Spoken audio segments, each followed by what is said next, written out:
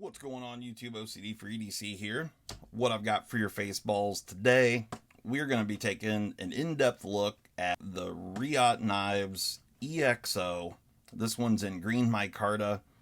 Really cool blade. This one happens to be number 63. Pretty pumped on this. This one came from another member of the community, Mr. Q-Ball 981. He was kind enough to sell this one to me because these sold out pretty quickly. But let's get into it. We're going to, like I said, take a deep dive into this knife. I'm actually going to disassemble it to show you exactly how it operates. This right here is how it comes packaged. It's kind of unique packaging. It's got a little magnetic closure on the box here. This is what you're presented with. This knife comes with a Kydex sheath. We've got the little parts box. We've got the EXO. And then underneath that, you have another box that says Kydex. What all do you get with the package? Well, you get a little bag to put your EXO in. You also get a little cleaning cloth with a little patch, which is pretty cool. Of course, you get some poison for the trolls. And then you get this Kydex sheath right here. Then you also have a clip that is like a tech clip. And you push the button down. You can clip it around your belt and whatnot. And so you can, mount this in many different configurations. In here, I'm not even going to open that up. There's just some extra hardware and screws in there. But let's just get right into the main attraction here, which is the actual knife. Here it is right here. It goes into the sheath just like that. Retention is good. The screws are loose right here, but if I hold those, you can hear a little bit of rattling. The blade kind of shakes a little bit, just the nature of how this knife is constructed. But the retention on it's good. And so you get the belt clip with this little Kydex sheath. Otherwise, there is not a pocket clip on this knife. Oh, I forgot to put the little OCD for EDC patch out here. All right, so the EXO is a newly made model from Reate. This was designed in-house. It is a full titanium frame. We got Bowler M390 blade steel. And the way that it operates, you can see here, this little oval piece right here is captured in between. And the two handle pieces, you've got like an outer cover, as well as the inner handle portion, and they pivot right here with this screw, and that's all the farther that it opens. And then when you tip it forward, the blade slides back. When you close the handle back down, you can see the blade is locked out, and when you squeeze down on it, the blade is quite secure. You do have the tiniest bit of wiggle, but it's nothing bad, like it doesn't rattle or anything like that. Of course, to go back into the handle, you just allow it to open, tip it back so the weight of the blade slides back into the handle, and then close it, and now it's in the safe position, if you will. You can, of course, if you have it tipped in the downward position, the blade will slide right out, but you can also flick the blade out. You get a little bit of inertia, and so it's extremely fast to deploy. My wife loves the way this knife sounds, but it's pretty intuitive to use once you get the hang of it, and kind of fun. Obviously, it's a little bit on the noisy side. To each their own. Some people are going to like the noises that it makes. Some people are going to hate it. I think that's going to, most men are going to like it. Most women are going to hate it. It's just the way it is. The way this knife is built is very, very simple. Like I said, you just got this one pivot screw in the back, and that's it. And then you have this oval piece is the blade stop for the closed position and the full extended position. That's about it. Otherwise, it's very, very simple in its construction. It's quite a cool looking blade, in my opinion. You got this really nice swedge up here. You got some different finishes. It's like a tumbled finish on the flat, and then a satin on the actual primary grind. And then, of course, you got some micarta inlays going on here. Got some nice jimping up here on the spine.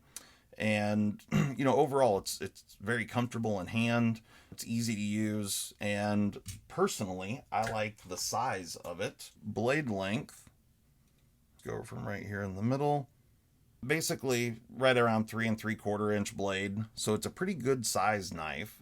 So definitely it's going to violate some laws in that way. And then overall length of the handle is just shy of 5 inches, 4.959 inches. You know, we're looking at a fairly good sized knife. What do I have laying around here? Do a size comparison. This here is a Sabenza 31. You can see there that it's quite a bit longer than the Sabenza. Here is a Benchmade Bailout. What else do I have? Well, I have a bigger knife here with the Spyderco K2. So you can see there that it is a long knife, but it's not overly huge. I mean, the thing is, in my opinion, it's a good size knife that I really kind of enjoy the size of it, if you will. Weight on this guy. So we're 3 3/4 inch blade. Let's see what this thing weighs.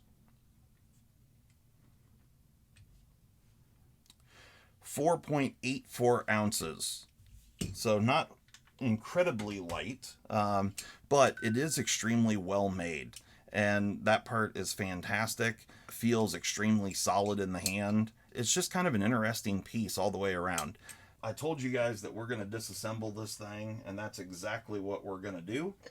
I think it's all T8 drivers. These are just some VHA drivers right here, but let me check. Yeah, so T8, yeah, T8 on everything. Now I'm not sure if I'm going to need 2 or not for the pivot, but let's just see. Okay, no, I got it out. I think I'm pulling the actual, yeah, there we go. I was pulling the actual pivot out. So let's just get it. So there you go. You can see the screw right there and the pivot. Okay. Little pro tip here.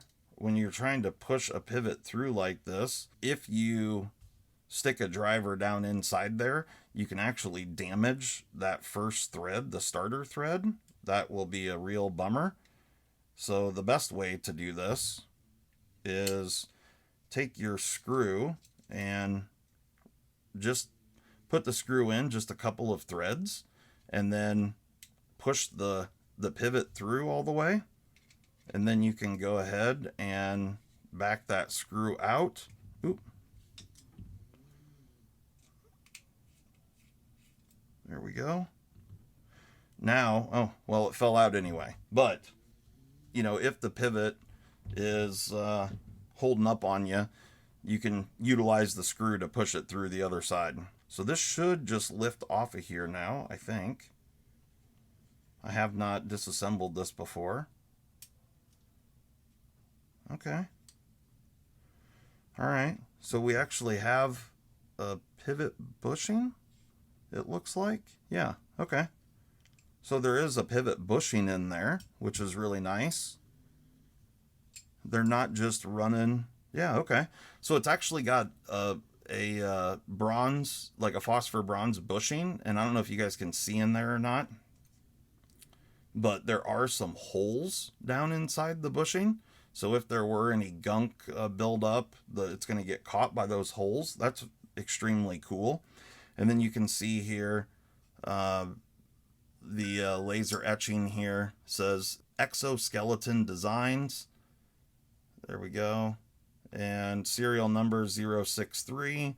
This one was built on in January 2022. So now that we have it down to this portion here, now you can see the blade just slide. Oop.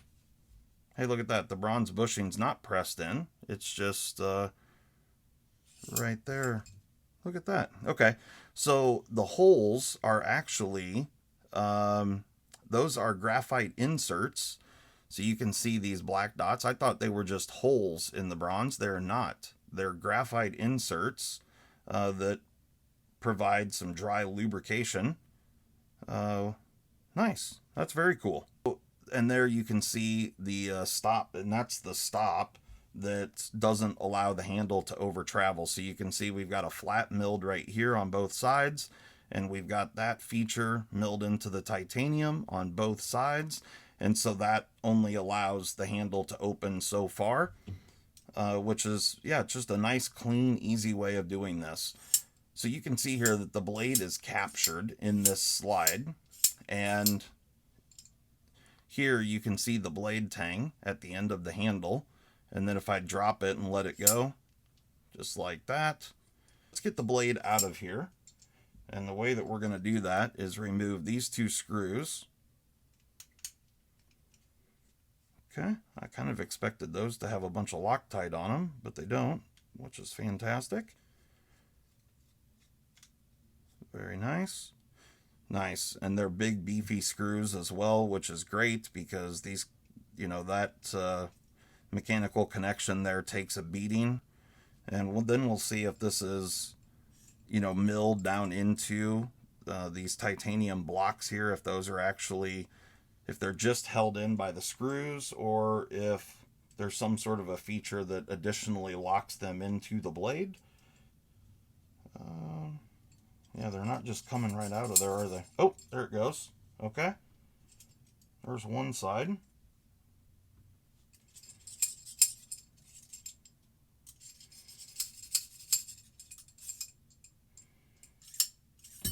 There it goes. Okay. The blade can slide all the way through the handle, and there is a feature that locks those titanium blocks into the blade. There you can see the blade, you know, has this extended tang and this U-shaped cutout where, you know, it goes around the pivot area. So very, very cool. And then you can see on both of the blocks, one of them has the female side of the threads, if you can see that. And one is just the through holes for the bolts. But both have a shoulder on there that lines up with the hole in the blade. Yeah, so they fit in the blade. That's fantastic. And then they're just pinched together with the bolts, so they're not just utilizing the bolts alone. Really, the bolts are there just to sandwich all three pieces together. But large shoulders on here is what is actually taking the abuse of the blade slamming back and forth. And then here's the blade itself. Pretty interesting construction. Like I said, it's very simple. So I told you that I was going to tell you a little bit about the history of gravity knives. Are a very interesting thing to me.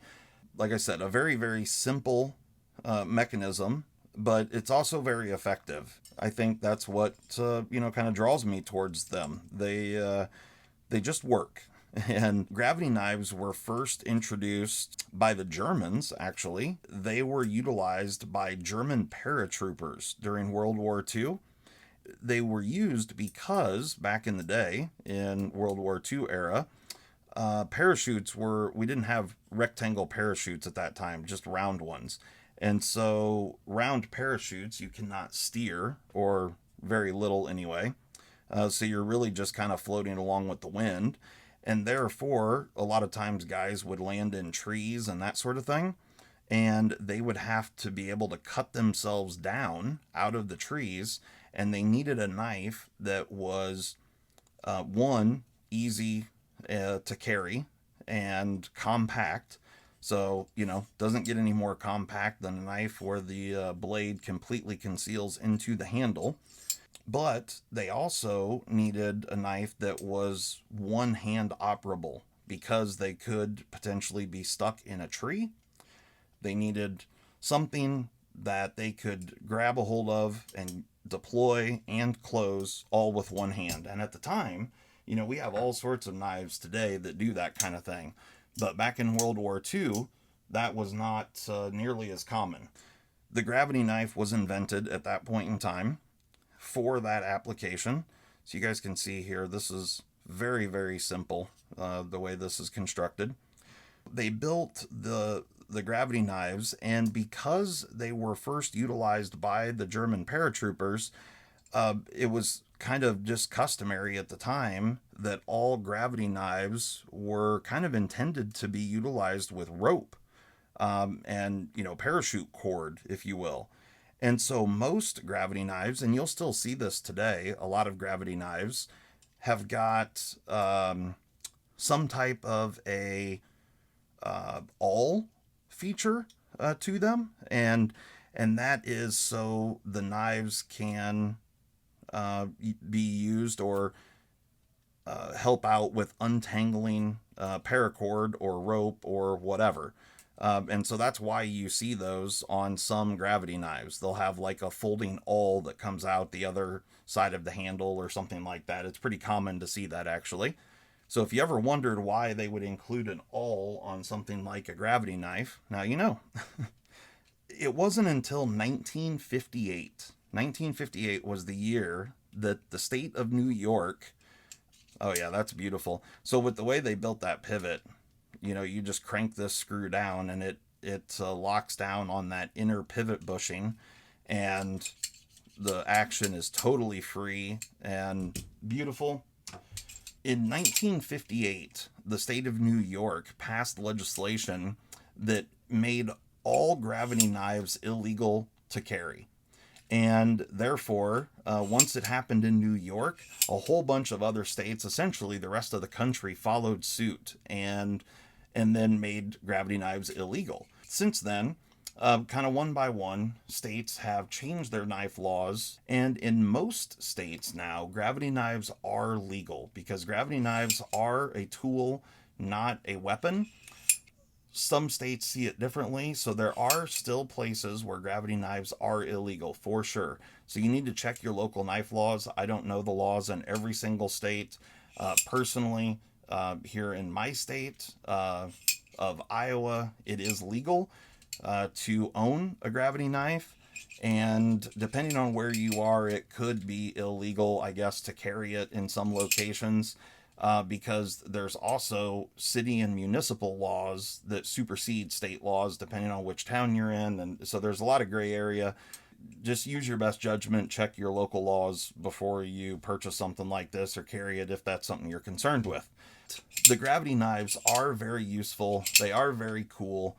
I really like this one. It's a modern interpretation of a really old design, and it's a cool, simple way to make a really, really cool knife. So there you go. The gravity knife. Been around since World War II. And of course, the Germans are who introduced it.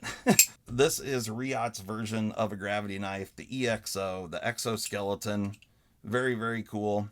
Simple but practical implementation. The construction and the fit and finish, the way they went about making this one, it's beautiful. And I'm super pumped to have this in my knife collection. Hopefully you guys enjoyed that in-depth look into the Reate exoskeleton gravity knife.